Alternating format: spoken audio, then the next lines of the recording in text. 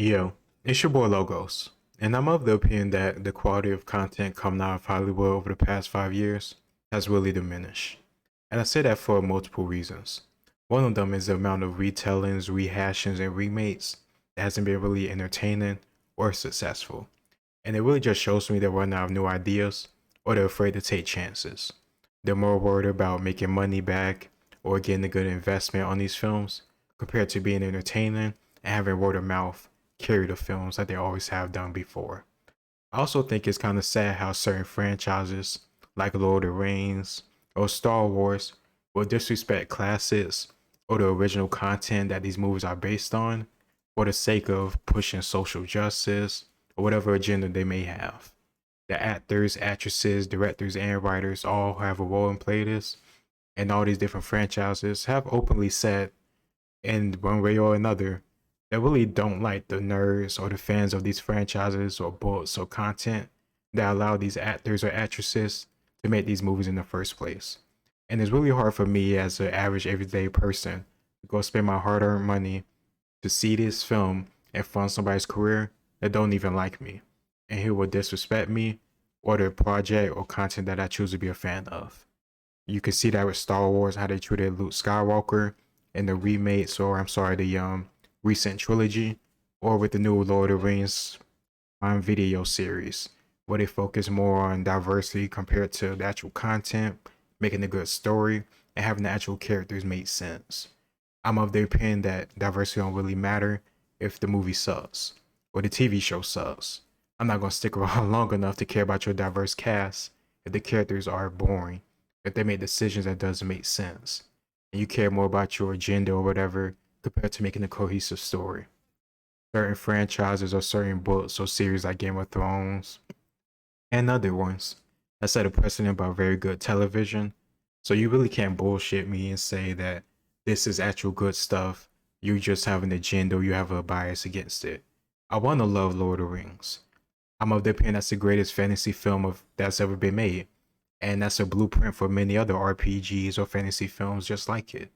So you to throw that stuff away or spit on J.R. Tolkien's work for the sake of your own thing to put a spin on it and not even be faithful to the actual characters that do fit different roles no matter how you see them, I just can't support that. But I'm curious to see what the critical drinker thinks. And I think this whole part about people not being able to say that just shows another issue with lack of writing. If you can't make an overall good story, you have to rehash and bring back old characters because you know that'll bring people in. And of course that'll last for a little bit. By a certain point, people gonna get tired of your content because there's nothing new, there's nothing fresh, there's nothing interesting. So bringing back somebody that was used to be dead and they was beloved before they died, or even up to death, will only probably let you mess them up or fuck them up in some type of way. So I'm gonna hate your franchise even more. But let's get into it because I'm curious to see what his perspective is, because I've been watching him for a long time and he usually puts out very good content. So let's get into it. Benjamin Franklin once famously quipped that there are only two certainties in life: death and taxes. And that's what I'm here to talk about today: the shocking rise in personal income tax rates over the past 10 years. Oh, come on! Sorry, death. Specifically, death in media. Surely the ultimate and most permanent conclusion to any character's story. The end of everything they are, and everything they ever could be. Everything they might have said and thought. Every task they might have accomplished. Every life they might have touched. It all ends when they draw their final breath. And just like in real life, their passing often leaves behind an aching void of emptiness and grief that other characters, and even the audience themselves, must struggle to come to terms with. At least it used to. Nowadays, the death of a major character is treated more like a passing inconvenience that can be easily fixed whenever the plot needs it to happen, or a hack writer wants to jangle some shiny keys in front of the audience for a bit of cheap nostalgia, or the studio decides they want to squeeze a bit more money out of a once popular legacy character. Whatever the reason, it all adds up to the same problem. Nobody stays fucking dead anymore, and that creates some very obvious additional problems that we'll get into later. Believe that. But for now at least, let's consider some of the most popular and convenient paths for character resurrection. I mean, we'll leave out the absolute chads who just bring people back to life with no explanation whatsoever. Somehow Palpatine returned. Somehow Palpatine returned. Somehow Palpatine returned. Palpatine returned. Probably the least damaging method is to work more or less within the confines of the fictional world that you've created, usually when you've got highly advanced science and technology to fall back on. It'll definitely stretch the audience's suspension of disbelief, but with luck it can be done without completely breaking your own narrative rules. Like the Matrix Resurrections, for example. Remember Neo and Trinity? Remember how they both totally died at the end of Matrix Revolutions when Trinity took a steel girder to the gut and Neo got assimilated by Agent Smith and then his brain exploded or something and he turned into sci-fi space Jesus? I mean, it wasn't high art or anything, but it got the job done, I suppose. But what happens when you're a studio desperate to squeeze a little more money out of an old franchise, but you desperately need your two main actors to be involved again? Fuck it, let's just say that the machines fixed their bodies up, brought them back to life, and plugged them right back into the Matrix like nothing happens. Genius. And from my understanding, this movie wasn't successful. The newest Matrix film, I didn't go and see it because, I don't know, just like trash. And if you see, beloved characters that have a clear beginning into the story, and then you just, I don't know, bring them back for no reason besides an obvious cash grab, I don't understand you could be surprised by this. And these media companies put hundreds of millions of dollars into these movies, not to mention advertisements, all the other stuff. So they be losing a lot of money on these projects that they just throw money into because they think it's going to work because it used to work before. They're not trying to do anything new or different, just the same old shit. And if they fall apart, I really don't feel bad for them. If Disney somehow has to sell Marvel or Star Wars again, I wouldn't be upset. Honestly, I'll be happy. Or how about Colonel Quaritch from Avatar? Remember him? Probably not, because apparently half the world's entire population went to see that movie, but most of them could barely tell you a single thing about it today apart from the blue people were cool and the planet looked nice and that made my brain do a happy. But the point here is that Quaritch ultimately got turned into a human pincushion and ended up very dead as a result. But what do you do when it's 15 years later and you need an antagonist for your sequel and you can't be arsed coming up with a new one? Fuck it, let's just say he downloaded his brain into an avatar body off screen, despite the fact that his entire character was driven by his complete and utter contempt for the Na'vi, and he absolutely would never have agreed to such a procedure, and bingo, he's back in the game like nothing happens. Fuck off, film. I mean, shit, man, sometimes we don't even need to wait for a sequel. We can just bring characters back to life in the very next scene. Like in Star Trek Into Darkness, when Captain Kirk sacrifices his life to fix the Enterprise warp core by kicking it until it starts working again. He can't be serious. Honestly, if you want a single moment that pretty much exemplifies the attitude of modern Star Trek, then here it is. Anyway, because J.J. Abrams only knows how to repurpose stuff that other people have already done far better, the whole scene is basically trying to mirror the death of Spock in The Wrath of Khan. But whereas that scene was poignantly handled and the audience was given an entire movie to process the grief of his death, and Kirk ultimately had to sacrifice his career, his ship, and even his own son to get Spock back, Into Darkness brings Kirk back to life literally minutes later by injecting him with Dirk Benedict Bundersnatch's magical Superman blood, which can apparently cure just about any disease or ailment, up to and including death itself. Damn, man, I sure hope they get a sample of that so that they can basically prevent any disease ever, instead of just forgetting about it the moment it's accomplished the one thing that the plot needs it for. Fuck. Another variation of the techno-jargon bullshit approach is to use the magical bullshit approach instead. Like in Wonder Woman 1984, where Diana uses the magical dildo crystal thing that grants wishes to bring Steve Trevor back from the dead. This movie was so awful. It was so stupid. I remember watching, I was thinking, why am I wasting my life doing this? And I watched it all the way to the end, and it was downright hilarious. When you had Pedro Pascal's character doing, I don't know, like his, I don't know, mystical magic thing with his hand out, and somehow that's stopping Wonder Woman, one of the strongest people in DC, from getting to him. Like, are you serious? Is this a joke? Like, how you make your character so stupid and so weak for the sake of this scene, for the sake of a villain nobody knows, nobody cares about, it won't be there in any future movies. Like, in the first Wonder Woman films was really good. I like the first one, but the second one, it had a high bar, and it like just tanked. They went down to the ocean. There was no standard. There was no care. I don't understand who wrote that, why they wrote that. Nobody reviewed it. nobody saw the scene of Pedro Pascal somehow stopping Wonder Woman by holding his hands out and said, "What the fuck are we doing?" Cut this out immediately. This is a joke. I hated this film so much. And for the purposes of this video, we'll just ignore the fact that Steve is actually inhabiting the body of a completely innocent bystander who absolutely didn't give permission for any of this stuff to happen to him and couldn't consent when Diana decides to have sex with him, because I guess stuff like this is morally and ethically fine when a woman does it. Exactly. Anyway, the goal of the writers was once again to bring back a popular character that had already been killed off because they're so fucking lacking in anything even resembling imagination that all they could think to do was replicate the relationship dynamic of the previous film. It's kind of funny though, because just think about for a second how much modern Hollywood wants to emphasize in like a way that's not really, I don't know, subtle about, you know, girl boss and all this other stuff, you know, with Captain Marvel and those type of characters, Mary Sue's and those type.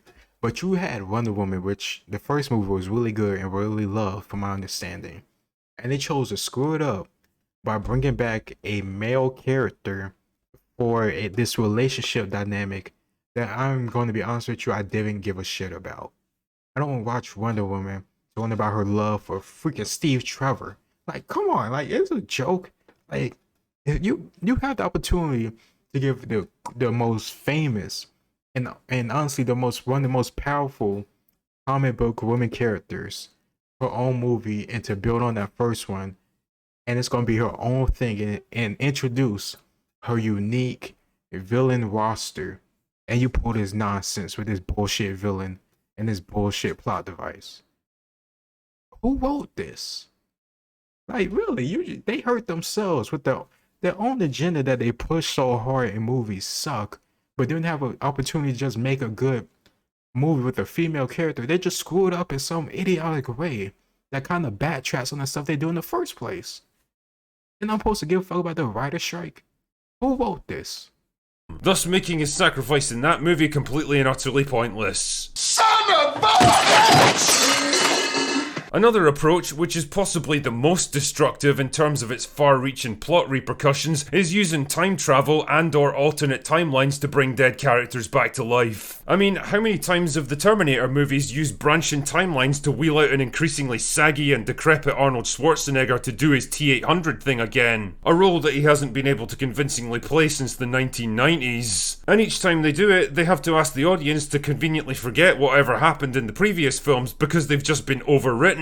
Terminator Genesis effectively cancelled out the events of, well, basically the entire franchise up until that point, whereas Dark Fate asked us to pretend that everything after Terminator 2 never actually happened, while trying to replace it with a storyline that was infinitely worse in every possible way. It's a bit like going on a first date that's not really working out, and instead of just leaving, you burn down the entire restaurant and everyone inside it. Or Avengers Endgame, which suddenly threw in a time travel machine that allowed the writers to bring not one, but two major characters back to life, not only making their deaths in the previous movie completely meaningless, but opening the door to much bigger problems like, why don't you use a time machine to recruit entire armies of superheroes from different timelines to counter any possible threat you could ever come up against? Why not do this every time someone dies or something goes mildly wrong? Why not go forward in time to procure advanced weapons and technology that can totally help you in the present? Why haven't other people and factions invented time travel as well? Why isn't there a fucking massive universal arms race for such world-shattering technology? Questions like these will simply never end because time travel is the ultimate narrative can of worms. Once you've opened it, there's no logical way to close it again, and it's only going to grow until it consumes your entire fictional universe, invalidating every plot point and destroying even the illusion of stakes and consequences. The final method is a word that I've come to utterly despise over the past couple of years, a word that's largely responsible for speeding up the downfall of modern superhero movies, a word called multiverses.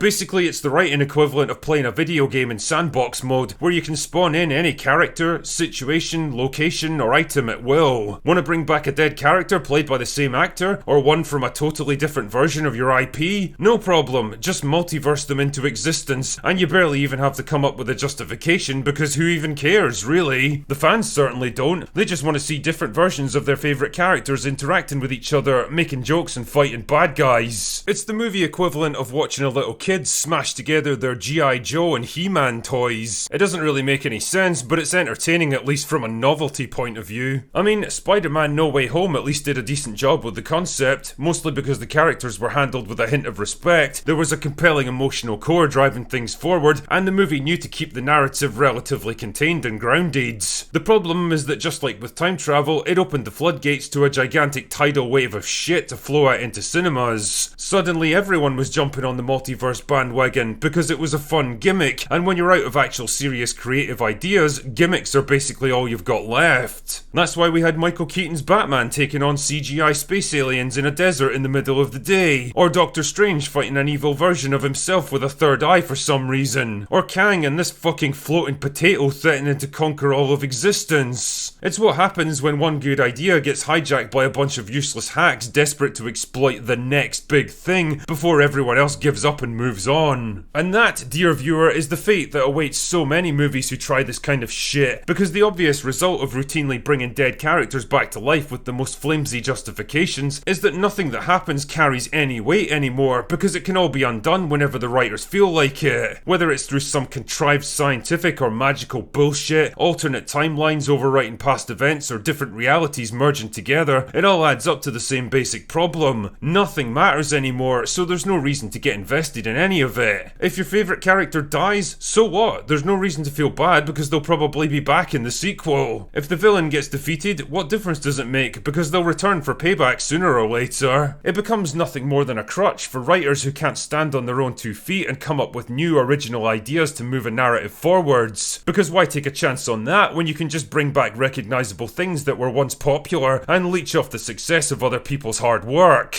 The end result is a kind of creative inertia, like a car spinning its wheels in the mud, splattering shit everywhere without actually making any forward progress. Combine this with the over-reliance on sequels, reboots and remakes, and we're fast becoming a culture mired in stagnation, recycling inferior copies of old ideas and properties with declining skill and passion. The stories we tell ourselves now have become simple commodities, as disposable and forgettable as a fast food lunch, rather than actual artistic endeavours with something meaningful to say. Hollywood might be able to resurrect any character that they've bought the legal rights to, but the one thing they can't bring back to life is the interest of their own audience. And I think this year they're gonna learn that lesson in the hardest way possible.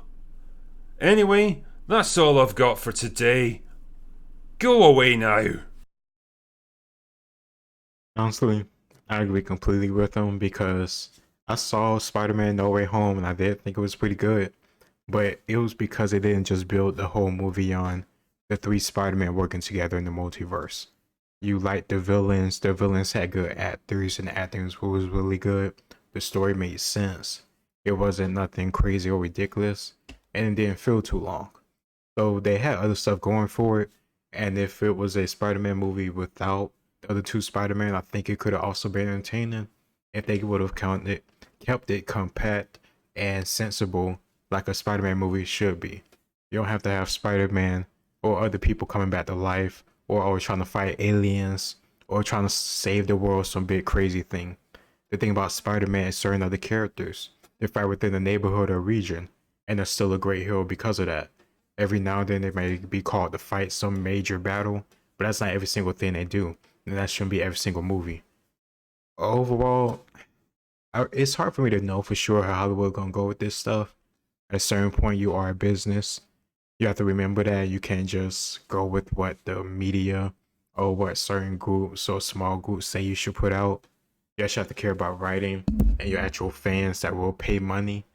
A lot of people will cry and bullshit on Twitter, but how many of those same people actually go and see your film? They may want to cancel you, quote unquote, but even if they didn't cancel you, they wouldn't even watch your film in the first place. You could do everything they want to do, and they would still have an issue with it, or just not want to pay the money. You can't control that. Just put out good content. I think a good example was I think there was an article with the Little Mermaid, and certain people, maybe that's just an author or a few people, was upset because it didn't depict slavery during it while she was on land, I think, and I guess the area they was in the Caribbean, there should have been slavery around, so they was upset it didn't show slavery. Like, come on, man. This is the Little Mermaid. Not everything got to be showcasing some social political agenda or social political event. This is a damn mermaid movie. Make it about the mermaid and that's it. Stop with all this other nonsense. But let me know what you think in the comments down below. I really don't give a shit about Hollywood anymore. When I was younger, I used to be heavy on movies. And I was actually following certain actors and actresses because I wanted to see their skill and ability. But right now, I really don't care. If anything, manga, anime, YouTube, documentaries, other stuff like that, podcasts, books hold my attention now. Less so movies and less so TV shows. Oh yeah, and sports. I've been heavy on football, basketball, soccer, just about anything. Baseball, the baseball, MLB playoffs about to start. So just so much content. It's really easy to just say fuck Hollywood and watch stuff that actually you like. And the people that actually do the thing that you like actually likes you too. But let me know what you think in the comments down below. It's your boy Logos, and I'll see you next time. Peace.